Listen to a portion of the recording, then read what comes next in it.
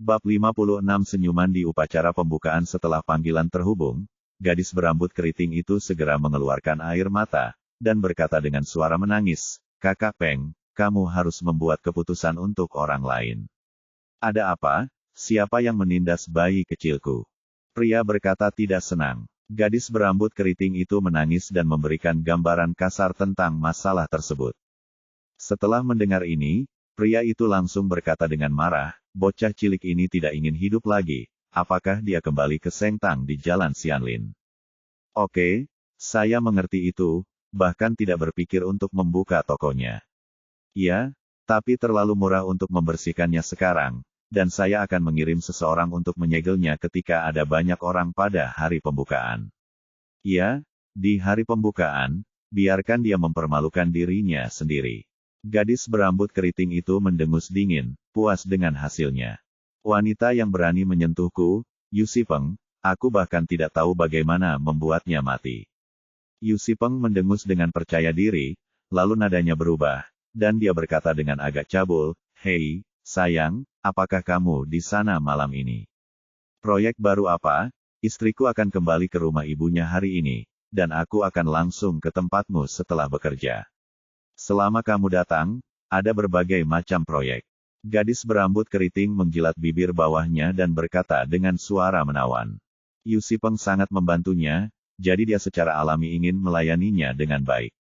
Setelah Lin Yu pulang dari Hui Sengtang, hari sudah malam, Deng Jianbin meneleponnya dan mengatakan bahwa sertifikat telah diproses dan dia siap berbisnis kapan saja, jadi Lin Yu menetapkan tanggal untuk lusa. Deng Jianbin bertanya tentang waktu spesifiknya, dan berjanji bahwa dia dan Biro Pertahanan pasti akan ada di sana saat waktunya tiba. Karena akan dibuka, Lin Yu memberitahu Jiang Yan tentang pembukaan klinik medis setelah kembali. Jiang Yan sangat terkejut, dan menatap Lin Yu untuk waktu yang lama seperti alien. Saat makan di malam hari, Jiang Yan tiba-tiba berkata, "Ayah, Bu, izinkan saya memberitahu Anda sebuah lelucon." Jiang Jingren dan Li Sukin sedikit terkejut. Mereka tidak tahu mengapa gadis pemarah itu begitu tertarik hari ini, dan buru-buru berkata, "Dengarkan. He Jiarong akan membuka klinik pengobatan Tiongkok." Jiang Yan berkata singkat, "Sudah berakhir." Jiang Jingren dan istrinya tidak bisa menahan keterkejutannya. Mereka saling memandang, seolah-olah mereka belum bereaksi. "Kenapa? Bukankah itu lucu? Menantumu yang baik, He Jiarong, yang lulus dari sekolah teknik, telah mempelajari beberapa keterampilan medis kucing berkaki 3 dari buku, dan dia akan membuka klinik medis untuk perlakukan orang." Jiang Yan berkata dengan dingin, dan melirik Lin Yu, wajahnya sangat tidak senang. Jika dia tahu Lin Yu membeli pintu itu untuk membuka klinik medis, dia tidak akan pernah setuju. Nyatanya, Jiang Yan tidak memandang rendah Lin Yu, tetapi hanya mengkhawatirkannya. Khawatir idiot ini akan masuk penjara, dan dia harus bertanggung jawab jika dia tahu cara mempraktikkan kedokteran dan mengobati penyakit. Lalu Lin hidup Yu sudah berakhir. Dia tidak ingin menjadi janda di usia muda, apalagi sekarang Lin Yu sudah mulai berjalan perlahan ke dalam hatinya. "Jiarong, apakah yang dikatakan Yaner benar?" Li Sukin mengerutkan kening dan bertanya, "Kudengar kamu telah merawat orang beberapa kali, tapi itu semua karena keberuntunganmu, lagi pula, kamu belum belajar kedokteran sama sekali." He Jiarong dibesarkan dengan tangannya sendiri. Dia sangat mengenal menantu laki-laki ini. Dia tahu cara bermain game ketika dia masih di sekolah. Setelah lulus, dia masih bermain game ketika dia tidak memiliki pekerjaan. Bagaimana dia bisa belajar pengobatan Cina? Dia tidak bisa membaca 2 buku medis. Anggap saja dirimu sebagai dokter. Seorang mahasiswa kedokteran seperti Jiang Yan yang telah belajar keras selama bertahun-tahun dan memiliki latar belakang spesialis tidak dianiaya sampai mati. "Bu, jangan khawatir, saya tidak merawat orang untuk penyakit serius, saya hanya mengobati penyakit ringan." Lin Yu tersenyum, "Saya sudah mendapatkan sertifikat medis." Sertifikat medis Anda tidak mempercayakan Deng Jianbin untuk melakukannya. Dan ketika kamu menyembuhkan seseorang, dia tidak akan masuk penjara untukmu." Jiang Yan berkata dengan dingin, merasa marah di dalam hatinya, bajingan ini, dia sangat peduli padanya, tidak bisakah dia melihatnya? "Hehe, menurutku tidak apa-apa. Selama kamu belajar memahaminya, jangan berpura-pura memahaminya. Anak muda harus memiliki karir sendiri, dan aku mendukungnya, kata Jiang Jingren dengan senyum di wajahnya, mempertahankan kasih sayangnya pada Lin Yu. Ayah. Jiang Yan memelototinya dengan marah. Pengkhianat ini tidak pernah bertobat sejak dia memberontak. Bu, biarkan aku mencobanya.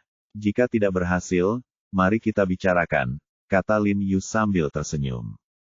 Oke, kalau begitu kamu bisa mencobanya, tapi ayahmu benar, jika kamu bisa melihatnya, jika kamu tidak bisa, kamu harus berpura-pura memahaminya. Li Suqin mengangguk, lalu berbalik untuk membujuk Jiang Yan, gadis baik, biarkan dia mencobanya. Sepertinya bukan pria besar yang tinggal di rumah sepanjang hari. Anda tidak bisa membiarkan dia menjual roti untuk ibu baptisnya selama sisa hidupnya. Jiang Yan melengkungkan bibirnya, setuju, dan berkata tanpa daya, iya, saya bilang jangan membuka bisnis apapun, buka saja pintunya secara diam-diam, jika tidak, tidak ada yang akan datang untuk mendukung, sungguh memalukan. Peduli jika tidak ada yang mendukungmu, aku dan kamu ibu memobilisasi kerabat kita, kebetulan lusa adalah akhir pekan, dan mereka semua punya waktu, keluargaku akan mengirim amplop merah, dan mereka pasti bersedia datang. Jiang Jingren berkata dengan tergesa-gesa, dia punya uang di sakunya sekarang, dan dia berbicara dengan keras. Ini pertama kalinya saya mendengar bahwa saya harus memberikan amplop merah kepada orang lain ketika saya membuka bisnis saya. Melihat Lin Yu tidak mengatakan sepatah kata pun, Jiang Yan tidak bisa membantu tetapi memutar matanya, tidak tahu malu. Sehari kemudian, pusat pengobatan tradisional China Lin Yu dibuka sesuai jadwal. Seluruh keluarga mereka tiba pagi-pagi sekali, dan Jiang Yan secara khusus meminta izin untuk datang bersama. Begitu mendengar ada amplop merah yang harus dimenangkan, sekelompok kerabat juga sangat aktif dan datang lebih awal, bahkan beberapa sepupu mengambil beberapa petasan. Ada banyak kerabat yang datang kali ini. Baik Li Suqin dan Jiang Jingren datang. Kecuali Lin Yu, seorang kerabat yang terakhir kali makan malam bersama keluarga, saya masih memiliki kesan, dan saya tidak tahu siapapun dari mereka, yang lain, jadi saya hanya bisa menyapa Jiang Yan. Jiarong, kamu menjanjikan, dan kamu telah membuka klinikmu sendiri. Bisakah kamu melakukannya, Jiarong? Apakah kamu tahu cara menemui dokter, sehingga kamu bisa membuka klinik? Di Canon of Internal Obat dan risalah tentang mengobati demam dan penyakit lain-lain, semua orang adalah dokter. Baik, saya punya pekerjaan, lebih baik daripada tinggal di rumah. Oh, jangan katakan itu, keluargaku kaya sekarang, tidak masalah apakah aku bekerja atau tidak, terakhir kali aku mendapat banyak keberuntungan di pelelangan, dan 2 barang yang kubeli membuatku kaya. Sekelompok kerabat mengobrol, ada kecemburuan, keraguan, dan penghinaan. Di dalam hati mereka, He Jiarong masih sama dengan He Jiarong sebelumnya, tetapi dia telah menjadi He Jiarong yang menginjak keberuntungan.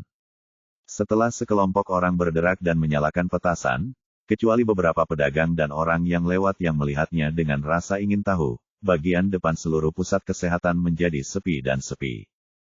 Oke, petasan sudah dinyalakan, dan bisnis sudah dimulai. Ayo langsung makan malam. Aku belum sarapan. Setuju. Lagi pula percuma menunggu di sini. Kenapa kita tidak langsung makan malam? Tidak ada yang datang untuk mengucapkan selamat pada pembukaan, dan itu pertama kali saya melihatnya. Mungkin keterampilan medis keluarga kami terlalu tinggi, sehingga semua orang terintimidasi dan tidak berani datang. Sekelompok kerabat mengolok-olok itu terbuka, pembukaan begitu sepi, benar-benar langka. Jiang Jingren dan Li Suqin tidak bisa tidak berpikir bahwa petasan akan menarik beberapa orang. Siapapun yang ingin makan akan pergi dulu, tetapi tidak akan ada amplop merah. Saat ini Jiang Yan berkata dengan dingin, dan semua kerabat segera diam. Lin Yu tidak menggerakkan hatinya, dan menatap Jiang Yan, merasa sedikit hangat di hatinya. Ini adalah pertama kalinya Jiang Yan mengambil inisiatif untuk berbicara untuknya dalam waktu yang lama. Aku sudah memberitahumu sejak lama, tetapi jika kamu tidak mendengarkan, itu memalukan sekarang. Jiang Yan menatap Lin Yu dengan keras, dan mengeluh dengan suara rendah. Lin Yu berjalan ke sisi Jiang Yan, meraih tangannya dengan lembut, dan berkata dengan lembut, jangan khawatir, aku tidak akan mempermalukanmu. Seseorang akan datang sebentar lagi, dan orang yang akan datang akan menjadi orang penting. Apa, waktunya untuk membual begitu? Jiang Yan mengeluh, mencubit keras telapak tangan Lin Yu dengan kukunya, ragu-ragu sejenak, tetapi tetap tidak menarik tangannya, membiarkan Lin Yu memegangnya. Karena Lin Yu memberitahu semua orang bahwa pembukaannya jam 10, jadi tidak banyak orang sama sekali saat ini, lagi pula, itu baru sebelum jam 8. Lin Yu meminta sekelompok kerabat untuk datang ke rumah untuk minum teh dan makan camilan biji bunga matahari. Jika kamu ingin aku mengatakan, mari kita duduk seperti ini selama sehari. Keluargaku masih memiliki pekerjaan, jadi cepat dan bagikan amplop merah dan kita bisa pergi. Lupakan saja, mereka semua adalah kerabat. Jika kita pergi, tidak akan ada yang tersisa. Kami di sini dukung dia. Bibi ke-7 dan bibi ke-8 tidak bisa menahan diri untuk bergumam dengan suara rendah. Begitu mereka selesai berbicara, mereka mendengar dua suara mesin menderu di luar, tampaknya dari mobil sport bertenaga tinggi. Setelah itu, Ferrari biru dan Maybach tiba-tiba mengerem dan berhenti di kedua sisi pintu masuk rumah sakit, lalu Shen Yuxuan dan Zhou Chen masing-masing keluar dari mobil. Jiarong, semoga bisnis Anda makmur dan banyak uang. Keduanya tertawa serempak, lalu menyerahkan hadiah di tangan mereka masing-masing kepada Lin Yu. Lin Yu berterima kasih kepada mereka berulang kali dan mengundang mereka ke dalam rumah. Semua kerabat tidak bisa menahan keterkejutan, mereka melirik kedua mobil sport di luar, dan terkejut, kapan He Jiarong mendapatkan teman yang begitu kaya. Jiarong, kita tidak terlambat. Terdengar tawa keras dari luar, dan kemudian tiga sosok masuk satu demi satu. Itu adalah Deng Jianbin dan Wei Gongsun, yang mengejutkan Lin Yu karena Zheng Suji mengikutinya. Ini wali kota, kan? Sekelompok kerabat dengan mata tajam mengenali Zheng Suji sekaligus. Mereka mungkin tidak mengenal Deng Jianbin dan Wei Gongsun, tetapi Zheng Suji sering terlihat di TV satelit Qinghai. Wali kota-kota, apakah itu mungkin? Semua kerabat membuka mulut karena terkejut. Wali kota Zheng, kenapa kamu di sini? Aku membuatmu kesulitan. Lin Yu buru-buru berkata dengan sopan. Bolehkah saya tidak datang ketika Anda membuka bisnis? Zheng Suji berkata sambil tersenyum, sekretaris Xie juga akan datang, tetapi akan ada pertemuan yang sangat penting sebentar lagi, dan saya benar-benar tidak bisa pergi, maaf untukmu. Terima kasih sekretaris. Xie Changfeng. Jika Xie Changfeng tidak datang, dia masih harus membayarnya, bukan? Semua kerabat tidak bisa menahan diri untuk tidak tersentak, rahang mereka hampir jatuh karena terkejut, bukankah itu hanya mimpi? Selamat menjadi kaya, Dokter Ajaib He, bisnismu sedang booming. Dia dokter ajaib. Semua kerabat tercengang, dan makanan penutup biji melon di tangan mereka jatuh ke tanah dengan suara berderak, seolah membatu. Hehe, Jiarong benar-benar menjanjikan. Ya, saya sudah lama mengatakan bahwa Jiarong memiliki masa depan. Luar biasa, bahkan wali kota datang untuk memberi selamat padanya secara langsung. Jiarong adalah panutan bagi anak-anak kita. Keluarga Jiang kita dapat memiliki menantu yang baik, itu benar-benar asap di kuburan leluhur. Bab 57, sarkasme para kerabat berubah tajam, dan mereka menyanjung Lin Yu satu demi satu. Li Suqin dan Jiang Jingren berdiri di tengah kerumunan dengan kepala terangkat tinggi, wajah bangga, menerima sanjungan mereka. Meski mereka juga sangat cuek, tapi sekarang bukan waktunya untuk cuek, mereka harus memasang rak dulu. Jiang Yan tidak bisa menahan diri untuk tetap di tempatnya, melihat Lin Yu dengan tenang berkomunikasi dengan wali kota dan yang lainnya, terlihat bahwa mereka sudah saling kenal sejak lama, dan hubungan mereka masih sangat harmonis. Setelah bangun, pengecut dalam kesannya ini benar-benar memberinya terlalu banyak kejutan dan kejutan melihat ke belakang sekarang, setiap kata yang dia ucapkan sepertinya menjadi kenyataan. Apakah dia benar-benar He Jiarong? Wali kota Zheng, Biro Wei, Biro Deng, izinkan saya memperkenalkan Anda. Ini adalah kekasih saya, Jiang Yan. Saat ini Lin Yu datang dan memegang tangan Jiang Yan, dan memperkenalkan kepada semua orang. Jiarong, sungguh berkah menikahi wanita secantik itu, kata Zheng Suji sambil tersenyum. Wajah Wei Gongsun jelek, seolah-olah dia telah menelan seteguk besar lalat, dan dia merasa sangat menyesal, Jiarong menikah di usia yang begitu muda. Dia dan kekasihnya juga berencana untuk menikahkan putri mereka dengan Lin Yu. Tanpa diduga, ada seseorang di luar sana, dan orang lain yang lebih dulu sampai di sana. Wei Gongsun sangat kesal, mengapa dia tidak bertemu dengan He Jiarong beberapa tahun sebelumnya. Apa yang dia tidak tahu adalah bahwa jika dia bertemu He Jiarong beberapa tahun sebelumnya, dia mungkin tidak akan mau repot-repot untuk melihatnya. Apa yang kamu lakukan? Ini, siapa yang mengizinkanmu membuka bisnis? Pada saat ini, terdengar teriakan dingin dari luar, dan kemudian 7 atau 8 pria berseragam masuk.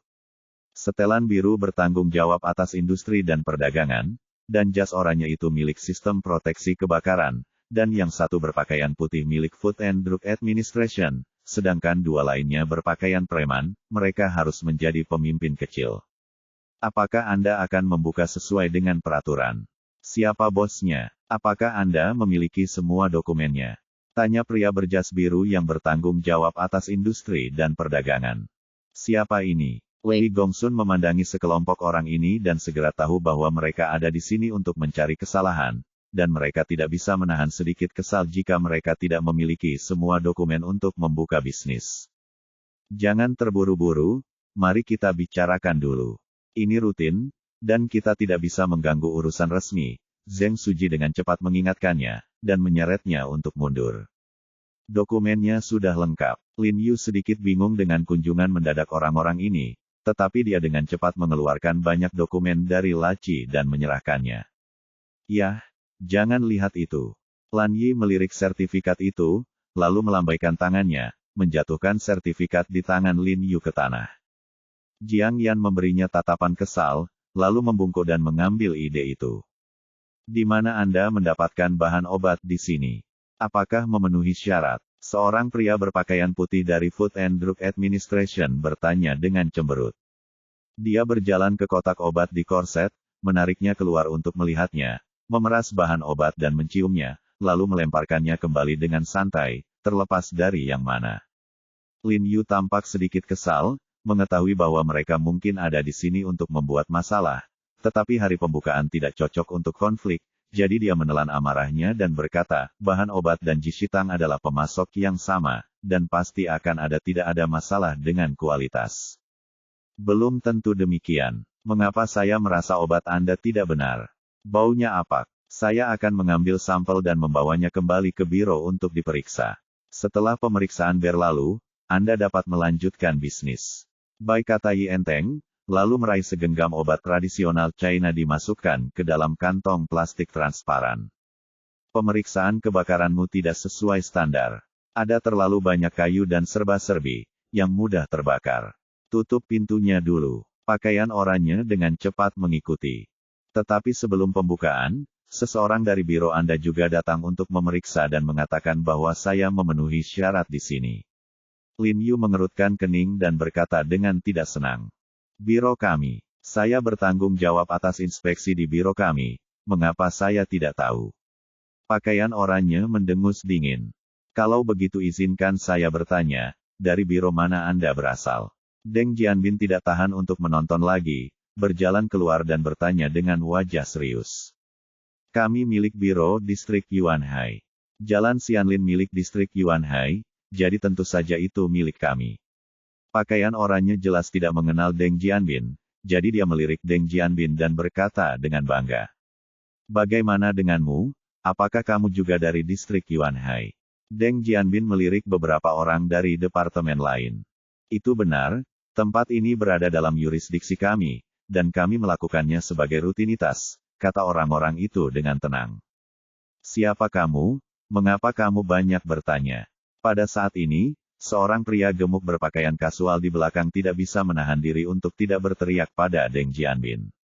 Saya Deng Jianbin, Wakil Direktur Biro Kesehatan. Deng Jianbin meliriknya dengan dingin, dan bertanya, siapa kamu? Setelah Deng Jianbin mengatakan ini, pemimpin kecil itu tiba-tiba teringat, tidak heran dia tampak akrab sekarang, ternyata Wakil Biro Kesehatan. Dia tidak bisa menahan keringat dingin, bagaimana dia bisa dibandingkan dengan seseorang sebagai wakil kepala ketika dia adalah kepala seksi kecil.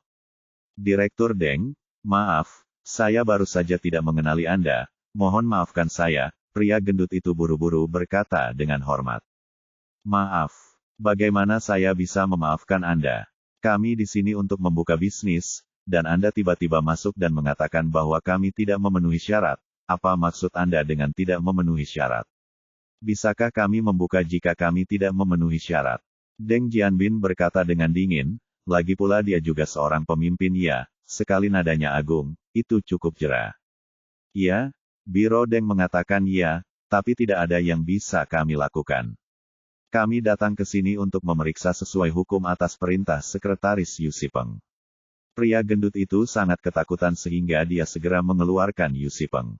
Yu Sipeng adalah sekretaris wali kota dan orang yang paling dekat dengan wali kota, meskipun pangkatnya tidak tinggi, namun dia memiliki kekuatan yang besar. Fatih merasa Deng Jianbin akan takut mendengar nama Yu Sipeng, tapi yang tidak dia ketahui adalah Zheng Suji juga hadir hari ini. Deng Jianbin melihat kembali ke Zheng Suji di kerumunan. Zheng Suji mengedipkan mata pada Deng Jianbin. Deng Jianbin segera mengerti apa artinya. Kamu memerintahkan Sipeng. Mengapa aku sangat mempercayaimu? Entah kamu memanggil Yu Sipeng, atau cepatlah keluar dariku. Deng Jianbin berkata dengan marah dengan wajah cemberut. Pria gendut itu ragu-ragu sejenak, dan berkata, oke, tunggu sebentar, saya akan menelepon sekretaris Anda. Kemudian pria gendut itu keluar dan memanggil Yu Sipeng, dan Yu Sipeng menyuruh pria gendut itu untuk tidak panik, dia akan melakukannya berada di sana sebentar lagi. Dengan dukungan Yu Sipeng, pria gendut itu penuh percaya diri, dan dia kehilangan sikap hormat itu setelah dia kembali. Direktur Deng, kamu, wakil direktur Biro Kesehatan, terlalu lunak, kan? Pantas saja kamu belum bisa mengangkatnya. Begitu Yu Sipeng tiba, dia mencibir dingin sebelum memasuki ruangan. Orang kepercayaan pemimpin senior seperti dia benar-benar tidak menganggap serius pejabat seperti Deng Jianbin. Promosi dan promosi banyak orang sebenarnya yang dia sebutkan kepada wali kota. Sekretaris Anda, orang-orang ini mengatakan bahwa Anda memerintahkan mereka untuk datang, tetapi apakah itu benar? Tanya Deng Jianbin sambil memutar matanya. Betul. Saya menerima laporan dari massa bahwa obat-obatan dipraktikkan di sini secara ilegal, jadi saya mengirim seseorang untuk menyelidikinya. Yu Sipeng mengangkat kepalanya tinggi-tinggi, memerintah. Kamu sepertinya tidak bertanggung jawab atas tempat ini, kan? Deng Jianbin bertanya dengan dingin, selain itu, aku membantu saudara He menangani dokumen, jadi tidak ada masalah. Aku ingin mengurusnya, ada apa? Terserah. Saya akan melakukan penyelidikan seperti biasa.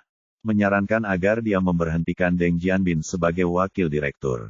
Sekretaris Anda berbicara sangat keras. Saya takut ketika mendengarnya. Pada saat ini, Zheng Suji berjalan keluar dari kerumunan dengan tangan di belakang. Wali Kota Zheng. Wali Kota Zheng. Yu Sipeng menggigil ketakutan, lalu segera berkata dengan senyum di wajahnya, Wali Kota, kenapa kamu di sini? Saya datang ke sini khusus untuk menghiburnya, dan membawa hadiah sekretaris sepanjang jalan, kata Zheng Suji perlahan. Dia dan kamu.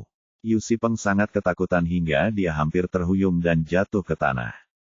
Jangan khawatir tentang apa yang dia lakukan denganku, kamu terus membiarkan orang-orangmu menyelidiki, dan menyelidiki sesukamu.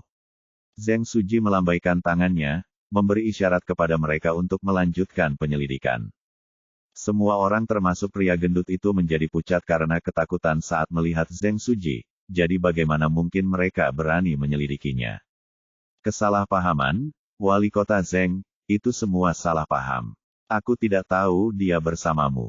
Yu Sipeng berkata sambil tersenyum, punggungnya sudah basah oleh keringat dingin, dan dia diam-diam memarahi perempuan jalang berambut keriting itu, hatinya sangat mengerikan bahwa dia menyinggung orang-orang wali kota. Kesalahpahaman apa? Saya akan membiarkan Anda terus menyelidiki. Wajah Zheng Suji tiba-tiba tenggelam, dan dia berkata dengan dingin, jika Anda tidak dapat menemukan masalahnya hari ini, maka cepatlah dan mengundurkan diri dan pergi, bajingan sepertimu yang menyalahgunakan kekuasaan di sisiku. Wali Kota Zheng, aku salah. Kaki Yu Sipeng menyerah dan dia jatuh ke tanah, memohon dengan air mata. Dia telah bekerja keras selama lebih dari 10 tahun untuk mendapatkan posisi ini, dan dia hanya menunjuk posisi ini untuk hidup. Jika dia diberhentikan, hidupnya akan berakhir. Tidakkah menurutmu itu cukup memalukan? Mengapa kamu tidak menyeretnya keluar? Zheng Suji mencibir pada pria gendut dan yang lainnya di sampingnya. Fatih dan yang lainnya gemetar ketakutan, dan segera menyeret Yu Sipeng keluar seperti anjing mati. Sekarang Yu Sipeng sudah tidak kentut, mereka secara alami tidak perlu lagi takut padanya. Kakak He, maafkan aku, itu adalah kelalaian tugasku dan aku tidak mengatur bawahanku dengan baik. Zheng Suji meminta maaf kepada Lin Yu. Di mana kamu? Kamu sopan, kata Lin Yu buru-buru. Kebetulan ada beberapa teman yang datang dari daerah militer Jiangnan pada siang hari ini. Ayo makan bersama. Jianbin dan Gongsun juga bersama. Zheng Suji mengundang Lin Yu. Tidak, aku tidak akan mengganggumu lagi. Lin Yu menggelengkan kepalanya dan tersenyum. Jangan repot-repot, kakak He, ikut saja dengan kami. Wei Gongsun mengundang dengan kuat. Lin Yu melambaikan tangannya dan menolak. Dia masih memiliki banyak kerabat untuk dihibur. Zheng Suji tidak memaksanya, dan mengucapkan selamat tinggal kepada Lin Yu, dan pergi ke perjamuan bersama Deng Jianbin dan Wei Gongsun. Dokter, selamatkan anakku. Lin Yu mengirim orang-orang yang datang berkunjung, baru saja akan membawa sekelompok kerabat untuk makan malam, ketika seorang pria parubaya berlari dengan panik di luar pintu, menggendong seorang anak laki-laki kecil. Umur 1 tahun. Wajah anak laki-laki itu memerah, kepalanya berkeringat deras, bagian putih matanya terangkat, tanduknya opistotonous, tangan dan kakinya berkedut tanpa henti, kelihatannya seperti epilepsi, tapi bukan epilepsi. Cepat, taruh dia di tempat tidur pemeriksaan. Lin Yu buru-buru membiarkan semua orang bubar ketika dia melihat ini, dan memerintahkan pria itu untuk meletakkan anak itu di tempat tidur pemeriksaan. Saat Lin Yu hendak berbalik, Jiang Yan meraih lengannya dan berkata dengan dingin, apa yang kamu lakukan? Gejalanya serius pada pandangan pertama. Bagaimana kamu bisa menyembuhkannya? Ya, Jiarong, anak ini masih sangat muda. Bagaimana jika sesuatu yang buruk terjadi pada seseorang? Apa yang akan kamu lakukan? Li Sukin juga buru-buru membujuk, anak ini berkelakuan baik. Dia hanya peduli pada penyakit ringan seperti sakit kepala dan otak, demam, beraninya kau melihat penyakit serius seperti ini. Jiarong, jika kamu tidak tahu bagaimana mengobatinya, jangan mengobatinya. Jika terjadi kesalahan, kamu akan masuk penjara. Seorang dokter untuk orang lain. Jangan berani Anda mencoba untuk menjadi kuat dan membunuh orang. Meskipun nada kelompok kerabat tidak memiliki sedikit sarkasme, mereka masih berpikir bahwa meskipun Anda tahu pejabat tinggi, itu tidak berarti Anda tahu bagaimana menjadi seorang dokter. Dari sudut pandang mereka, He Jiarong terbawa suasana, sedikit menyombongkan diri. Bab 58. Siapakah kamu? Apa, kamu tidak tahu bagaimana melakukan pengobatan? Mengapa kamu membuka klinik jika kamu tidak tahu bagaimana melakukan pengobatan? Ayah anak laki-laki itu sangat marah ketika mendengar apa yang dikatakan orang banyak. Mereka mengatakannya, kapan saya memberitahu Anda bahwa saya tidak tahu keterampilan medis? Lin Yu berkata dengan tenang, menepuk tangan Jiang Yan dengan ringan, dan melepaskan diri. Kemudian Lin Yu pergi ke tempat tidur pemeriksaan dan duduk, meletakkan tangannya di lengan anak laki-laki itu. Sekelompok kerabat tidak bisa menahan tawa diam-diam, apalagi trik He Jiarong terlihat sangat mirip.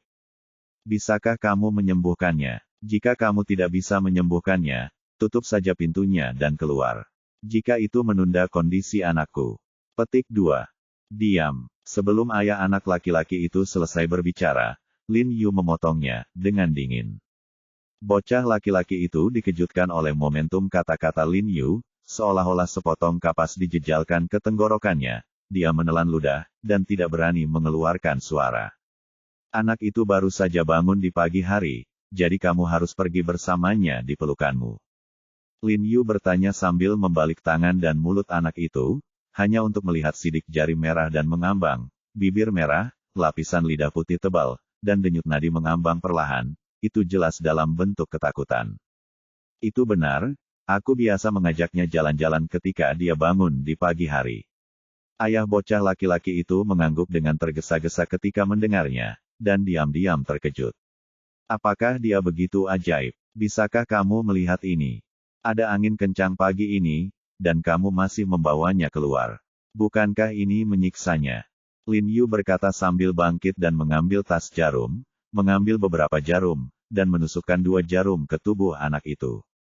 Poin Tai Chong dan Yong Kuan, anak itu segera berhenti berkedut, ekspresinya langsung tenang, dan dia memejamkan mata dan tertidur lelap. Dokter ajaib, terima kasih, terima kasih. Kamu benar-benar Hua Tuo hidup. Ayah bocah lelaki itu sangat gembira ketika melihat putranya telah kembali normal, dan dia tidak pelit dengan pujian. Semua kerabat juga dikejutkan oleh tangan Lin Yu, dan mereka tidak menyangka bahwa beberapa suntikan sederhana akan menyembuhkan penyakit anak laki-laki itu. Jika harus pergi ke rumah sakit, pendaftaran, antrian, konsultasi, pemeriksaan, dan resep obat akan memakan waktu setidaknya setengah hari. Maaf, sebenarnya, ini hanya kejang biasa pada anak-anak, juga disebut kejang. Ini bukan masalah serius. Saya akan melihat anak-anak makan lebih banyak makanan ringan di masa depan, kata Lin Yu sambil membuka resep. Berdasarkan ramuan Zongjing Guizi putra menyerahkannya kepada ayah bocah laki-laki itu, dan berkata, ambil obat sesuai resep ini, dan Anda akan sembuh setelah minum 1 dosis. Ingatlah untuk menambahkan nasi japonica untuk digoreng bersama. Jika Anda mau, Anda bisa mendapatkan obatnya di sini. Jika tidak, kamu bisa pergi ke tempat lain untuk mendapatkannya. Dokter, beritahu saya, berapa harganya? Petik 2. Anak ini adalah pasien pertama saya hari ini, gratis. Lin Yu tersenyum jalan. Ayah anak laki-laki itu sangat berterima kasih padanya, dan berkata bahwa dia akan banyak membantu Lin Yu untuk mempublikasikannya. Setelah minum obat, dia membawa anak itu dan pergi. Jiarong, ya, kapan kamu belajar kedokteran? Benar saja, kamu punya 2 hal, tidak heran kamu berani membuka klinik medis. Kakak Jiarong, bisakah kamu menunjukkan kepada kami juga? Sekelompok kerabat cukup terkejut, percaya atau tidak, saya harus meminta Lin Yu untuk menunjukkannya juga. Oke, aku hanya punya waktu hari ini, jadi aku akan menunjukkannya kepada semua orang, kata Lin Yu sambil tersenyum. Jiang Yan menariknya dengan lembut, dan mengingatkan, hati-hati, bentuk aslimu terungkap. Tidak apa-apa. Bahkan jika bentuk asliku terungkap, kamu tidak akan bisa melihatnya. Lin Yu mengedip padanya main-main, sangat berarti. Setelah mengucapkan sepatah kata pun, dia pergi menemui dokter untuk sekelompok kerabat. Jiang Yan mengerutkan kening, bingung, tidak mengerti apa yang dimaksud Lin Yu. Bibi kedua, Anda menderita spondilosis serviks. Saya akan meresepkan Anda rebusan Pueraria anglica, 1 dosis per hari, 1 rangkaian pengobatan setiap 7 hari, dan 5 atau 6 rangkaian pengobatan akan menyembuhkan Anda. Paman, Anda menderita penyakit jantung koroner, sesak napas, sesak dada, dan batuk berdahak. Saya akan meresepkan Anda ramuan Xiao Xinglong untuk menghangatkan minuman dingin, dan ramuan Mahuang Guizi lainnya untuk meredakan dingin luar dan menghangatkan minuman berdahak. Kamu ikuti instruksiku. Terus ikuti metode yang tertulis sampai kamu sembuh. Sepupu, ingatlah untuk makan tepat waktu di masa depan. Sakit perutmu disebabkan disfungsi usus, baik-baik saja setelah 10 hari pemulihan. Lin Yu tenang dan tenang, dia menggambarkan gejala semua orang dengan sangat akurat. Semua kerabat kagum, mereka memandang Lin Yu seolah-olah mereka sedang melihat monster, dan mereka benar-benar memperlakukan satu sama lain dengan kekaguman selama 3 hari. Jiang Yan memandang Lin Yu dengan kaget, tetapi alisnya selalu berkerut. Lin Yu merasa terlalu misterius baginya, seperti kabut tebal, hanya terlihat di depan matanya, tetapi tidak terlihat di kejauhan. Jiang Jingren dan Li Sukin tidak terlalu memikirkannya, mereka sangat senang dan senang dirayu oleh kerabat mereka. Setelah makan siang, Jiang Jingren ingin memberi mereka amplop merah, tetapi semua kerabat buru-buru melambaikan tangan dan menolak. Mereka mengeluarkan uang dari saku mereka dan menyerahkannya kepada Jiang Jingren dan Li Sukin. Jiarong dibuka, bagaimana kami bisa menerima amplop merahmu? Kami harus memberikan amplop merah. Petik 2. Iya, kita harus merepotkan Jiarong di masa depan ketika kita tidak ada hubungannya. Petik 2. Uang kita harus diterima, kalau tidak buang-buang uang saja. Lihat ke bawah pada kami dan jangan perlakukan kami sebagai saudara. Petik 2. Benar, kita semua adalah keluarga, jadi mengapa tidak bersikap sopan? Semua orang mengobrol seperti orang yang berbeda sejak pagi. Sudah menjadi sifat manusia untuk mencari keuntungan dan menghindari kerugian, dan mengikuti orang lain, dan tidak ada yang salah dengan itu. Pada akhirnya, Jiang Jingren menyiapkan banyak amplop merah, dan dia juga menerima puluhan ribu amplop merah, jadi dia tidak bisa menutup mulutnya saat tersenyum. Dibandingkan dengan uang, yang lebih penting adalah Lin Yu telah memberinya banyak wajah di depan sekelompok kerabat. Mari kita lihat siapa yang berani menggertaknya di masa depan. Li Suqin juga sangat gembira, menepuk punggung Lin Yu dan berkata, Jiarong, ingatlah untuk melakukan pekerjaan dengan baik di masa depan, dan menangkan reputasi keluarga kita. Ya, Bu, jawab Lin Yu sambil tersenyum. Hei Jiarong, keluarlah bersamaku. Jiang Yan tiba-tiba berkata dengan dingin, lalu bangkit dan berjalan keluar dari kamar pribadi. Melihat ketidaksenangannya, Lin Yu segera bangkit dan mengikutinya keluar. Ada apa dengan gadis ini? Li Suqin tidak bisa tidak bertanya-tanya mengapa Jiang Yan yang berperilaku baik marah lagi. Bukan karena kamu sudah terbiasa. Kamu harus mendisiplinkannya dengan baik di masa depan. Kamu tidak bisa membiarkan amarahnya pergi lagi. Bagaimana kamu bisa berbicara dengan Jiarong seperti itu? Keluh Jiang Jingren, mengerutkan kening. Setelah Jiang Yan membawa Lin Yu ke kamar mandi, dia tiba-tiba menariknya ke kamar mandi wanita, mendorongnya ke kamar toilet, dan mengunci pintu di belakangnya. Lin Yu ditekan ke dinding, bernapas dengan cepat, melihat dada Jiang Yan yang menonjol dekat, dia tidak bisa menahan perasaan sedikit gugup, dan berkata dengan gugup, kamu suka ini. Aku suka ukuranmu. Tanda seru. Yan mencubitnya dengan keras di pinggangnya, menatap Lin Yu dengan erat, dan berkata dengan dingin, katakan, siapa kamu? Hati Lin Yu tiba-tiba tenggelam, mungkin Jiang Yan menemukan sesuatu. Petunjuk. Siapa aku? Aku suamimu He Jiarong. Siapa aku? Kata Lin Yu sambil tersenyum, berusaha sebaik mungkin untuk menyembunyikan kepanikan dalam nada suaranya. Tidak, kamu tidak. Dua mata besar Jiang Yan yang indah dingin dan tajam, seolah-olah mereka bisa melihat melalui hati Lin Yu sekilas. Hati gugup Lin Yu akan melompat keluar, sudah berakhir, apakah Anda mengungkapkan rahasia Anda? Dengan karakter Jiang Yan, mengetahui bahwa dia bukan He Jiarong, apakah dia akan mencekiknya sampai mati? Bagaimanapun, saya telah banyak memanfaatkannya dalam 2 bulan terakhir. Setidaknya kamu bukan He Jiarong dari sebelumnya. Ekspresi Jiang Yan mereda, dan dia menundukkan kepalanya dan mendesah pelan. Lin Yu juga menghela nafas lega, sialan, bukankah itu berarti dia telah berubah? Sedangkan membuatnya begitu menakutkan. Tentu saja, orang akan selalu berubah.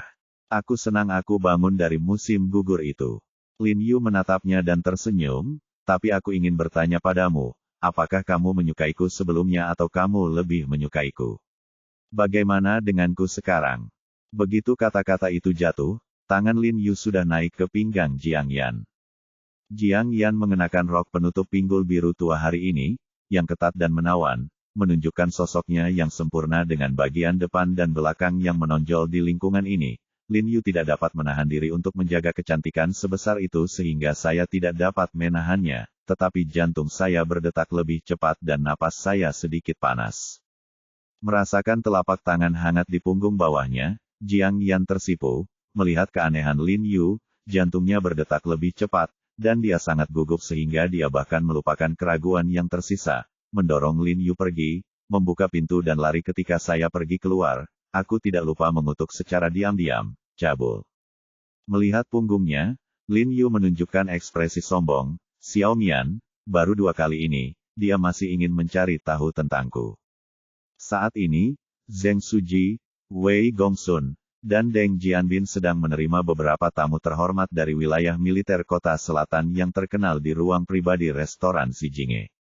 Duduk di kursi pertama adalah seorang lelaki tua, dengan pelipis abu-abu, berusia lebih dari 70 tahun, tetapi sehat dan kuat, bahkan ketika dia duduk, pinggangnya lurus, dan dia tampak seperti dari militer. Hanya saja lelaki tua itu batuk 2 kali saat berbicara. Duduk di sisi kanan lelaki tua itu adalah seorang lelaki muda berusia awal 20-an, dengan mata berbintang dan alis pedang, penampilan luar biasa, mengenakan seragam militer, tampan dan tinggi. 2 orang di sebelah kiri lelaki tua itu adalah 2 petugas, seorang dokter pribadi dan seorang perawat. Lei tua, berapa lama kamu berencana untuk tinggal di Qinghai kali ini? Zheng Suji bertanya sambil tersenyum. Mari kita lihat berapa lama saya bisa bertahan dengan tulang tua ini. Lei Lao tersenyum, anak-anak bersikeras bahwa kondisi di panti jompo Qinghai baik, jadi mereka memaksa saya untuk datang ke sini. Sebenarnya, menurut pikiran saya sendiri, saya ingin mati sendiri. Kakek, apa yang kamu bicarakan? Pria muda berseragam militer tidak bisa mendengarkan lebih lama lagi. Kakek Song memiliki keterampilan medis yang luar biasa, dan dia pasti bisa menyembuhkan penyakitmu. Oke, jangan bicara. Berhenti bicara. Lei tua berkata sambil tersenyum, ayo, minum. Tidak lagi. Pemuda berseragam militer dengan cepat mengambil cangkir dari tangan kakeknya. Tuan Lei menggelengkan kepalanya dan menghela nafas, dan berkata dengan emosi, jika saya tidak bisa minum, saya hanya hidup beberapa hari lagi, jadi apa gunanya? Tidak apa-apa, Tuan Lei, kami akan datang untuk minum bersama kamu besok. Tuan Lei, apakah Anda di sini untuk melihat Tuan Song dari Jishitang? Deng Jianbin bertanya, sayang sekali Tuan Song telah pergi ke ibu kota selama periode ini, dan dia tidak akan dapat kembali untuk waktu yang lama, sementara. Penyakitnya telah kronis selama bertahun-tahun, dan bahkan Lao Song tidak memiliki cara untuk meremajakan. Alasan mengapa saya tidak memberitahu anak-anak saya adalah karena saya takut mereka akan sedih. Menurut apa yang Elder Song katakan, dia bisa bertahan paling lama 2 tahun lagi, bahkan jika ada Luo Immortal masih hidup, tidak ada yang bisa dia lakukan. Sudah merupakan keajaiban bahwa dia bisa bertahan dari penyakit lama lebih dari 40 tahun. Saya sudah menghubungi Tuan Song, dan dia berkata dia akan kembali secepat mungkin. Pria muda berseragam militer itu tersenyum percaya diri. Tuan Lei, sebenarnya, Biro Kesehatan dan saya mengenal seorang pemuda yang mengerti pengobatan Tiongkok. Dia memiliki keterampilan medis yang baik. Anda dapat membiarkannya memeriksanya. Deng Jianbin ragu-ragu, tetapi mengatakannya. Meskipun pepatah mengatakan bahwa merekomendasikan ramalan tidak dianjurkan untuk pengobatan, dia tetap tidak dapat membantu merekomendasikan Lin Yu. Ya, Tuan Lei, meskipun adik laki-laki ini masih muda, dia sangat terampil dalam pengobatan. Dia merawat ayah mertuaku dan penyakit istriku dengan baik. Wei Gongsun juga menggema, pagi ini, kita akan pergi untuk berpartisipasi dalam upacara pembukaan kliniknya akan datang. Anak muda, Paman Wei, apakah kamu bercanda? Pria muda berseragam militer itu tidak bisa menahan diri untuk tidak mencibir, dengan ekspresi agak menghina di wajahnya. Sejauh yang saya tahu, mungkin perlu waktu puluhan tahun untuk mencapai pengobatan Tiongkok, beberapa prestasi, kan? Sejak zaman kuno, semua orang dalam pengobatan Tiongkok tidak pernah menjadi pemuda. Sejak dia masih kecil, dia unik di antara teman-temannya. Mendengar Deng Jianbin dan Wei Gongsun sangat memuji seorang pemuda, dia merasa agak tidak yakin. Bab 59. Xiao Jun benar, tetapi ada pengecualian untuk semuanya. Awalnya saya tidak percaya bahwa pemuda ini memiliki keterampilan medis yang luar biasa, tetapi melihat adalah percaya, orang harus diyakinkan, kata Wei Gongsun dengan emosi, Lin Yu. Adegan berobat ke dokter untuk ayah mertuanya dan kekasihnya masih terekam jelas dalam ingatan saya, dan saya masih kaget saat mengingatnya. Ya, Tuan Lei, adik laki-laki ini tidak hanya unggul dalam keterampilan medis, tetapi juga memiliki karakter yang sangat baik. Sangat jarang pria muda dan menjanjikan seperti itu tidak sombong atau terburu nafsu. Deng Jianbin juga melanjutkan. Dengan senyum, melihat Lei Jun menanyai Lin Yu agak kesal, jadi dia sengaja menggoda Lei Jun dengan cara terselubung. Meskipun saya belum pernah melihat keterampilan medis Xiao He, tetapi dari kata-kata Gongsun dan Jianbin, saya pikir itu pasti sama. Namun, kondisi Tuan Lei lebih rumit. Menurut pendapat saya, Mari kita tunggu Tuan Song datang kembali. Zheng Suji berpikir sejenak dan berkata, "Oke, ayo lakukan apa yang dikatakan wali kota Zheng, dan kita akan membicarakannya nanti ketika kita punya kesempatan." Deng Jianbin dan Wei Gongsun melihat bahwa mereka tidak percaya, jadi mereka tidak mengatakan apa-apa lagi, dan menelepon Lei Jun dan yang lainnya untuk minum. "Paman Wei, di mana Suening bekerja sekarang? Apakah dia di Qinghai?" Lei Jun bertanya dengan penuh semangat. Wei Gongsun dan ayahnya adalah teman sekelas. Ketika kedua keluarga tinggal di kota yang sama, Lei Jun dan Wei Suening selalu bermain bersama ketika mereka masih muda, sehingga mereka bisa disebut sebagai kekasih masa kecil. Kemudian, ketika dia di sekolah menengah, Wei Gongsun dipindahkan ke Qinghai, dan kemungkinan keduanya bertemu sangat jarang. Namun, Lei Jun selalu memikirkan Wei Suening, dan kali ini dia secara khusus mengambil liburan panjang, tidak hanya untuk bersama kakek, tetapi juga untuk bertemu Wei Suening. Bukan di Qinghai, tapi di sebuah kabupaten di bawah kota Qinghai. Setelah lulus tahun lalu, aku mengaturnya untuk pergi ke sana. Gadis ini memiliki temperamen yang liar. Dia tidak bisa melakukannya tanpa latihan yang baik, kata Wei Gongsun dengan nada senyum. Lalu kapan dia akan kembali? Lei Jun bertanya dengan cemas. Dalam beberapa hari, ini akan menjadi ulang tahun ibunya dalam beberapa hari, dan dia akan kembali saat itu, kata Wei Gongsun sambil tersenyum. Faktanya, dia selalu memiliki kesan yang baik tentang Lei Jun. Dia tampan, cakap, dan memiliki latar belakang yang luar biasa. Jika Anda menikahkan putri Anda dengannya, itu pasti pilihan yang sangat bagus. Namun, dia masih memiliki beberapa penyesalan di hatinya, menyesali mengapa pemuda bernama He Jiarong menikah lebih awal. Meskipun dibandingkan dengan Lei Jun, keluarga He Jiarong tertinggal jauh, Wei Gongsun tetap menganggap He Jiarong itu baik, karena hanya He Jiarong hanya memenuhi standar menantu laki-lakinya di dalam hatinya. Setelah semua orang selesai minum, rombongan menemani Tuan Lei ke panti jompo. Karena mereka telah diberitahu sejak lama, Dekan Panti Jompo secara pribadi membawa seseorang keluar untuk menyambut mereka. Ketika mereka bertemu, dia tersenyum hormat dan berkata, "Tuan Lei, jenis Anda merupakan kehormatan bagi kami bahwa seorang pria besar dapat datang ke sanatorium Qinghai nomor 1 kami." Petik 2. Orang besar, orang tua. Tuan Lei tersenyum dan melambaikan tangannya. Kamar yang diatur untuk Tuan Lei oleh Panti Jompo secara alami adalah kamar kelas atas, yang sangat luas dan lengkap. "Tuan Lei, saya mendengar tentang kondisi Anda." Dekan hendak mengajukan pertanyaan, tetapi Tuan Lei tiba-tiba batuk dengan keras, terlihat sangat serius. Ekspresi semua orang tiba-tiba berubah saat melihatnya, dan mereka terlihat khawatir. "Cepat, ambil obatnya." Dokter pribadi Tuan Lei buru-buru memerintahkan. Perawat di samping buru-buru membawa kotak obat yang dibawanya, mengeluarkan botol obat kecil, mengocok pil biru kecil dan menyerahkannya ke dokter. Dokter dengan cepat membantu Tuan Lei minum obat dengan air jernih. Ini adalah obat batuk khusus yang diimpor dari luar negeri, seperti biasa batuk Lei Lao akan berhenti sesaat setelah meminum obat ini, tapi kali ini butuh waktu 10 menit penuh dan tetap tidak berhasil. Batuk yang parah membuat ekspresi Lei Lao sangat menyakitkan, tubuhnya bergetar tanpa henti, seperti gedung tinggi yang genting, yang bisa runtuh kapan saja.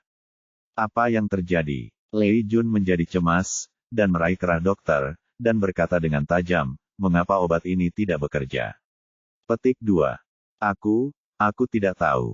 Wajah dokter pucat, "Saya sangat takut sehingga saya tidak tahu bagaimana menghadapinya." Meskipun dia adalah dokter pribadi Tuan Lei, penyakit Tuan Lei adalah penyakit kronis yang tidak dapat disembuhkan, darurat, percuma, dia panik juga. "Saya akan menelepon dokter di halaman kami sekarang," kata dekan dengan tergesa-gesa, lalu mengeluarkan ponselnya untuk menelepon. "Aku akan menelepon Tuan Song dan bertanya." Wei Gongsun juga dengan cepat mengeluarkan ponselnya dan menelepon Tuan Song. Begitu Song Lao mendengar tentang situasi Lei Lao, dia segera meminta Wei Gongsun untuk menyerahkan telepon ke dokter Lei Lao, dan bertanya apakah dia sudah minum obat, dan dokter mengatakan sudah. "Kalau begitu dengarkan aku sekarang, letakkan satu tangan di titik akupuntur Feiguannya, dan tangan lainnya di titik akupuntur Jiaosun, gosok dan remas dengan keras, kata tetua Song dengan tergesa-gesa. Oke, dokter berjanji lagi dan lagi. Meskipun dia lahir dalam pengobatan barat, dia masih tahu sedikit tentang titik akupuntur. Setelah Tuan Song mengingatkannya, dia segera menemukan kedua titik akupuntur ini dengan akurat, lalu diremas sesuai ke metode meraba yang dikatakan Pak Song, tekan ke atas. Saya melihat bahwa di bawah pijatan dokter, batuk Lei Lao segera mereda, dan napasnya berangsur-angsur menjadi lebih stabil. Melihat ini, semua orang menghela nafas panjang. Setelah batuk Lei Lao mereda, dokter memintanya untuk berbaring di tempat tidur perlahan dan istirahat. Bagaimana kabar Lao Lei? Song Lao bertanya dengan cemas di ujung telepon. Situasinya telah stabil, Tuan Song. Wei Gongsun menjawab sambil tersenyum, Anda benar-benar dokter yang ajaib. Petik 2. Metode saya hanyalah solusi sementara untuk batuknya, dan mungkin akan pulih kembali nanti, kondisinya mungkin lebih serius dari yang aku bayangkan. Song Lao berkata dengan suara yang dalam, ngomong-ngomong, mereka tiba di siang hari, kenapa kamu tidak meminta Xiao He untuk pergi dan menunjukkan padanya? Lalu apa? Tuan Lei dan Xiao Jun tidak terlalu mempercayai Xiao He, lagi pula, dia terlalu muda. Wei Gongsun buru-buru bersembunyi di sudut dan berbisik. Omong kosong. Sejak kapan pengobatan Tiongkok menjadi profesi berdasarkan usia? Nyawa manusia dipertaruhkan, mengapa kamu tidak segera mengundang Xiao He? Penatua Song sedikit kesal. Oke, aku akan memberitahu Xiao Jun sekarang. Wei Gongsun mengangguk dengan tergesa-gesa. Untuk Song Lao, dia menghormatinya dari lubuk hatinya, dan Song Lao adalah orang yang makan di meja yang sama dengan Xie Changfeng. Jadi dia tentu saja harus kagum, jadi ketika Song Lao memesan, dia langsung menoleh ke Lei Jun dan berkata, Xiao Jun, Song Lao karena itu, ini hanya solusi sementara, bukan akar masalahnya, dan mungkin akan kambuh sebentar lagi, ayo cepat dan undang adik laki-laki yang kuceritakan padamu. Lei Jun mengerutkan kening, meskipun dia tidak yakin di dalam hatinya, tetapi bagaimanapun, itu adalah masalah keselamatan kakek, lalu mengangguk, dan berkompromi, oke, Paman Wei, kalau begitu tolong telepon dia dan telepon dia. Mendengar ini, ekspresi Wei Gongsun dan Deng Jianbin sedikit berubah, dan mereka sedikit malu. Xiao Jun ini terbiasa memerintah orang di sekitar. Jika dia meminta bantuan, bahkan jika dia tidak memintanya secara langsung, setidaknya dia harus mengirim mobil untuk menjemputnya. Wei Gongsun tidak banyak bicara, dan berkata, oke, kalau begitu aku akan mengatur seseorang untuk menjemputnya sekarang. Itu sangat merepotkan, Paman Wei, kamu bisa membiarkannya naik taksi sendiri. Kata Lei Jun dalam sikap serius satu kalimat. Xiao Jun, kamu tidak bisa mengatakan itu. Kami meminta seseorang untuk membantu kami menemui dokter, jadi kami harus memperlakukannya dengan sopan. Menurut pendapat saya, tidak pantas mengirim mobil ke sana. Sebaiknya kamu pergi ke sana dirimu sendiri. Wajah Wei Gongsun menjadi gelap, dan dia menekan teleponnya. Jika Lei Jun tidak menunjukkan rasa hormat yang besar padanya, dia akan memunggungi dia sejak lama. Tidak apa-apa untuk mengaturnya seperti ini di keluarganya sendiri dan di ketentaraan, tetapi sekarang dia berlari keluar untuk meminta orang lain membantunya menemui dokter, dan masih memperlakukan mereka dengan sangat menghina, itu benar-benar tidak sopan. Lei Jun ingin mengatakan sesuatu yang lain, tetapi ketika dia menoleh dan menemukan bahwa ekspresi Wei Gongsun tidak baik, dia mengertakkan gigi, mengangguk dan berkata, oke, aku akan mengundangnya secara langsung denganmu. Petik 2. Deng Jianbin buru-buru membawanya ke bawah dan mengendarai mobilnya sendiri untuk menemaninya ke Hui Sengtang. Saudari Yan, ayo bermain lagi, mengapa kamu terburu-buru untuk kembali? Lin Yu memegang lengan Jiang Yan untuk mencegahnya pergi di aula Huiseng. Setelah makan barusan, Lin Yu menyeretnya, mengatakan bahwa dia bosan sendiri, dan memintanya untuk tinggal bersamanya sebentar. Alhasil, setelah tinggal beberapa lama, Lin Yu tetap menolak untuk melepaskannya. Apa yang kamu lakukan? Aku sibuk mencuci dan bersih-bersih. Jiang Yan membentak tangan Lin Yu. Kembali dan cuci di malam hari. Apa yang harus aku lakukan jika kamu pergi? Kata Lin Yu sedikit sedih. Bukan urusanku untuk melakukan apa yang kamu suka. Jiang Yan mengabaikannya, mengikat rambutnya, mengambil tasnya dan keluar. Akibatnya, begitu dia tiba di pintu, Lin Yu memblokirnya di depannya, mengejutkannya, dan dengan marah memukuli dada Lin Yu dengan kepalan merah jambu, dan berkata dengan marah, "Minggir, aku harus pergi pada malam hari Anda sedang bertugas, dan jika Anda menunda pertemuan, Anda tidak akan dapat menyelesaikan mencuci." Petik 2. Tidak apa-apa menyingkir, maka Anda menjawab pertanyaan saya pada siang hari ini. Apakah Anda lebih menyukai saya sekarang, atau aku sebelumnya? Lin Yu memandangnya sambil tersenyum, kepalanya tanpa sadar bergerak ke arah wajahnya. Jiang Yan tersipu, bersandar sedikit, lalu mendorong Lin Yu pergi dan berlari keluar, dan mendengarnya berteriak dari kejauhan, "Aku bahkan tidak menyukainya." "Apakah kamu?" "He Jiarong." Tiba-tiba seorang pemuda berseragam militer datang masuk dan menatap Lin Yu dengan dingin. Lumayan. Lin Yu sedikit terkejut, mengangguk, lalu melihat Deng Jianbin di belakangnya, dan langsung tersenyum, "Kakak Deng, apakah kamu sudah selesai minum?" "Iya, ini. Tamu terhormat dari Minggu, Lei Jun." Deng Jianbin buru-buru memperkenalkan Lin Yu. "Oh, halo." Lin Yu tersenyum dan mengulurkan tangan untuk berjabat tangan dengan Lei Jun, tetapi Lei Jun tidak menggerakkan lengannya, dan mengerutkan kening dan berkata, "Jangan buang waktu, ayo pergi." Setelah berbicara, dia menoleh dan berjalan keluar. "Mau kemana?" Lin Yu sedikit tidak senang dengan sikapnya, tapi demi Deng Jianbin, dia tidak marah. "Itu dia, Kakak He, aku harus menyusahkanmu untuk membantu kakek Lei Jun, Tuan Lei. Pergi temui kakekku." Sebelum Deng Jianbin selesai berbicara, Lei Jun menyela dengan dingin. Setelah melihat Lin Yu begitu dia memasuki pintu, dia merasa sangat bermusuhan, dia tidak mengerti bagaimana Lin Yu bisa dihargai oleh Wei Gongsun dan Deng Jianbin di usia yang begitu muda. Terutama Wei Gongsun, ketika dia menyebut Lin Yu, kekaguman di matanya tidak bisa ditambahkan. "Maaf, Tuan Lei, saya punya janji dengan pasien, dan saya akan ke sana sebentar lagi, jadi saya tidak bisa pergi," kata Lin Yu dengan ringan, lalu mengabaikannya, berbalik dan memasuki ruangan. Bab 60. Lin Yu tidak berbohong, seorang pasien memang datang di pagi hari dan membuat janji untuk konsultasi. "Pasien apa? Minta dia untuk kembali besok." Lei Jun berkata dengan dingin, ekspresinya sangat tidak senang. "Maaf, kamu harus jujur dalam hidup. Sekarang setelah kamu membuat janji, kamu tidak bisa mengubahnya sesuka hati." Lin Yu berdiri di depan konter menyortir beberapa bahan obat yang baru kering tanpa mengangkat kepalanya. "Apakah Anda tahu siapa kakek saya?"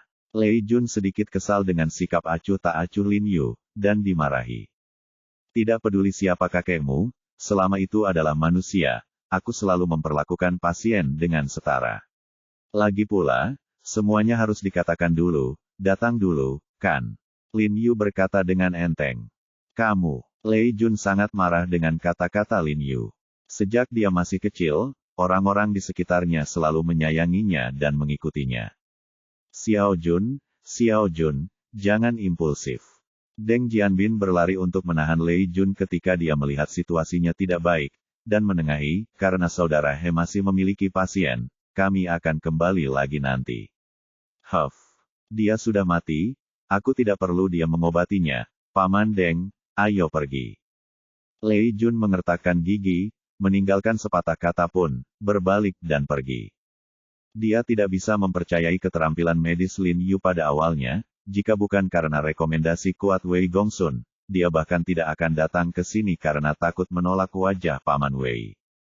"Xiao Jun." Deng Jianbin memanggil Lei Jun, tetapi Lei Jun masuk ke mobil tanpa menoleh ke belakang. "Kakak He, jangan sepengetahuan dia, anak dari keluarga kaya dulunya kuat." Deng Jianbin berkata sambil tersenyum, "Ini penyakit Tuan Lei. Kakak Deng, jika kamu mau bantuan saya pasti tidak akan menolak. Tetapi jika ada yang bergegas masuk dan berteriak kepada saya, memerintahkan saya dari atas, saya minta maaf, saya tidak akan melayani Anda." Lin Yu berkata dengan dingin dengan wajah cemberut. Ya, Kakak He benar, sikapnya memang terlalu berlebihan, tapi..." "Kakak Deng, Aku tidak akan mengirimmu terlalu jauh. Sebelum Deng Jianbin selesai berbicara, dia langsung diinterupsi dengan dingin oleh Lin Yu. Melihat Lin Yu benar-benar marah, Deng Jianbin tidak berani mengatakan apa-apa lagi, dan meminta maaf, Kakak He, karena mengganggumu. Setelah selesai berbicara, dia berbalik dan meninggalkan rumah sakit. Setelah kembali ke panti jompo, Wei Gongsun melihat bahwa hanya mereka berdua yang kembali, dan bertanya-tanya, di mana Jiarong, mengapa Jiarong tidak ikut denganmu? Paman Wei, jangan rekomendasikan seseorang seperti ini untukku di masa depan, kata Lei Jun dengan wajah cemberut, jelas sangat tidak senang, dan pergi ke rumah untuk mengunjungi kakek. Deng tua, apa yang terjadi? Wei Gongsun bertanya pada Deng Jianbin. Oh, ada apa? Tuan Lei terlalu sombong, dia menyinggung Xiao He. Deng Jianbin menghela nafas tak berdaya. Xiao Jun ini. Wei Gongsun juga sedikit kesal, dia buru-buru mengeluarkan ponselnya, dan berkata, aku akan menelepon Xiao He. Tunggu sebentar. Deng Jianbin buru-buru menghentikannya, dan berkata dengan nada rendah suara, saya bilang sebaiknya Anda tidak menelepon. Kali ini saya pikir Xiao He benar-benar marah. Anda tidak melihat sikap Xiao Jun ketika dia masuk ke rumah, saya tidak akan mentraktir Anda. Tapi ini, Tuan Lei. Kamu tidak ada gunanya mengkhawatirkannya, kamu harus mengikat bel untuk melepaskannya. Jika Xiao Jun ingin Xiao He mengambil tindakan, dia harus pergi untuk menanyakannya secara langsung, jika tidak, tidak ada yang akan membantu. Deng Jianbin melambaikan tangannya, membujuknya. Waktu dia mengenal Lin Yu tidak terlalu singkat, setelah berurusan dengannya berkali-kali, dia tidak pernah melihat Lin Yu begitu marah. Jadi dia memutuskan untuk tidak ikut campur dalam masalah ini sebelumnya, dan kemudian dia membuat kesan buruk di hati Lin Yu, dan itu tidak baik untuknya. Saat kondisi Lei Lao sudah stabil, Wei Gongsun dan Deng Jianbin pergi lebih dulu. Karena dia tidak bisa mengkhawatirkan kakeknya, Lei Jun tidur dengan kakeknya di malam hari, tetapi ketika dia bangun keesokan harinya, Tuan Lei tidak bangun, dan Lei Jun tidak setuju untuk memanggilnya, memerah dan ekspresinya menyakitkan, dan dia sepertinya mengalami koma. Lei Jun ketakutan dengan ini, dan buru-buru memanggil dekan. Dalam 10 menit, dekan bergegas dengan 2 dokter, tetapi keterampilan mereka terbatas dan tidak ada yang bisa mereka lakukan. Lei Jun segera menelepon Song Lao dan menjelaskan situasinya. Tuan Song di ujung telepon terkejut setelah mendengar ini, dan buru-buru berkata, mengapa ini terjadi? Bukankah Xiao He merawat kakekmu setelah membacanya kemarin? Meskipun dia tidak tahu apakah Lin Yu bisa menyembuhkan penyakit Tuan Lei, dengan kemampuan Lin Yu, bahkan jika dia tidak dapat disembuhkan, itu tidak akan membuat Lei Lao jatuh koma. Aku sama sekali tidak mengundangnya. Lei Jun merasa bersalah ketika ditanya, dan dia ragu-ragu. Petik 2. Konyol. Bukankah aku sudah memberitahumu untuk mengundangnya? Kenapa kamu tidak pergi? Penatua Song tidak bisa menahan amarahnya. Aku pergi, tapi dia terlalu sibuk dan tidak punya waktu. Lei Jun buru-buru menjawab, Kakek Song, kakekku dalam kondisi kritis, tidak bisakah kamu segera kembali? Harapan disematkan pada Song Lao. Xiao Jun, izinkan saya mengatakan yang sebenarnya. Saya telah memberitahu dia tentang penyakit kakek Anda sejak lama. Saya tidak berdaya, tetapi saya khawatir Anda akan sedih, dan kakek Anda tidak pernah memberi tahu Anda. Penatua Song menghela nafas, dengan nada agak tak berdaya. Memikirkannya dengan hati-hati, dia dan Tuan Lei sudah saling kenal selama beberapa tahun. Meskipun mereka tidak sering bertemu di hari kerja, mereka berdua saling merindukan. Setiap kali ada secercah harapan, dia tidak akan pernah menyerah. Apa, kamu tidak bisa berbuat apa-apa? Hati Lei Jun bergetar, panik, dan pilar yang menopang semua keyakinannya runtuh dalam sekejap. Jika bukan karena kualitas psikologis seorang prajurit untuk mendukungnya, saya khawatir dia akan pingsan di tanah. Dia dibesarkan oleh kakek neneknya sejak dia masih kecil, dan hubungannya dengan kakek neneknya sangat dalam. Ketika dia berpikir bahwa dia akan kehilangan kakeknya selamanya, dia merasa sangat kesakitan. Dia adalah penyakit kronis. Aku bisa menyembuhkannya saat itu, tapi tidak mungkin menyembuhkannya jika ditunda sampai sekarang. Jika ada orang di dunia ini yang bisa menyembuhkan kakekmu, itu adalah Xiao He. Keahlian medisnya sedikit lebih tinggi dariku, itulah sebabnya aku bersikeras membiarkan kakekmu datang ke Qinghai. Suara Song Lao rendah, dan di dalam hatinya, jika ada orang di dunia ini yang bisa melakukan keajaiban, itu pasti Lin Yu. Kakek Song, katakan yang sebenarnya, berapa lama kakekku bisa bertahan? Lei Jun tersedak. Menurut kondisinya saat ini, dia mungkin tidak akan bertahan seminggu. Tetua Song menghela nafas, dan berkata, aku akan menyelesaikan masalah ini di sini dalam 2 hari, sebaiknya Xiao He bisa sembuh, jika tidak, aku harus kembali dan menemui Lao Le itu secara langsung. Begitu. Kata-kata itu jatuh, mata Song Lao tiba-tiba memerah. Oke, kakek Song, aku akan segera mengundangnya, aku akan segera pergi. Tidak peduli apa, aku akan mengundangnya ke sini. Lei Jun sudah menangis sebelum dia menyadarinya. Setelah menutup telepon, dia menoleh ke dokter kakek memberikan beberapa instruksi, lalu bangun dengan tiba-tiba dan bergegas keluar. Paman, penyakitmu disebut jantung berdebar.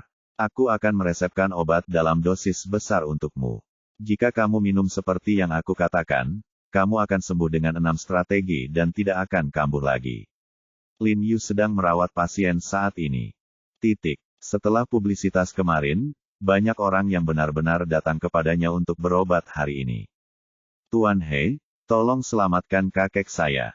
Lei Jun bergegas masuk begitu dia turun dari mobil, dan berkata dengan cemas, Tuan He, kakek saya sekarang keluar. Sebelum dia selesai berbicara, Lin Yuso dia membentaknya dengan suara dingin. Saat dia mengobati penyakit, orang-orang akan paling mengganggunya, terutama orang-orang kasar seperti Lei Jun. Lei Jun menelan ludah, dan menelan sisa kata-kata itu tiba-tiba kembali ke perutnya. Setelah Lin Yu selesai mengawasi pasien, Lei Jun bergegas dan berkata, Tuan He, saya sangat menyinggung Anda kemarin, Anda dapat menghukum saya sesuka Anda, tapi tolong selamatkan kakek saya. Saya berkata, tolong, dapatkan keluar. Lin Yu bahkan tidak memandangnya, dan berkata tanpa ekspresi, saya menemui dokter, tolong jangan ganggu saya. Lei Jun tampak cemas, mengepalkan tinjunya, tidak berbicara, melangkah ke samping, dan menunggu dengan tidak sabar. Ada banyak orang yang datang menemui Lin Yu untuk berobat, tetapi ada aliran yang tak ada habisnya. Lin Yu tidak pernah menganggur, dan dia memesan takeaway untuk makan siang.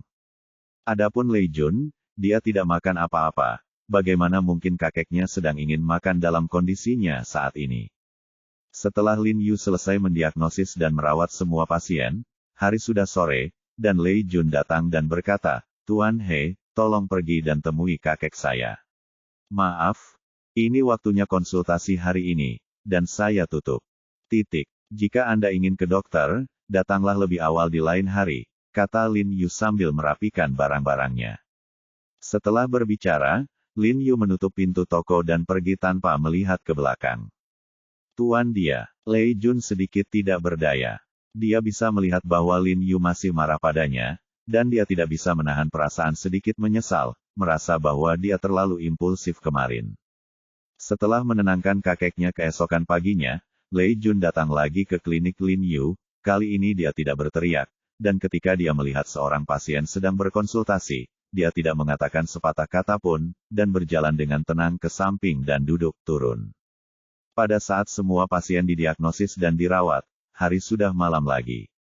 Lin Yu bangkit dan menutup pintu, Lei Jun berjalan ke arah Lin Yu dengan hormat, membungkuk 90 derajat, dan berkata dengan tulus, Lei Jun meminta Tuan untuk membantunya lagi, atas kebaikannya yang besar, saya sangat berterima kasih. Maaf, ini waktunya hari ini. Lin Yu berbalik dan pergi tanpa mengangkat kelopak matanya. Tuan dia, Lei Jun ingin mengejar, tapi dia takut mengganggu Lin Yu, jadi dia harus mundur lagi.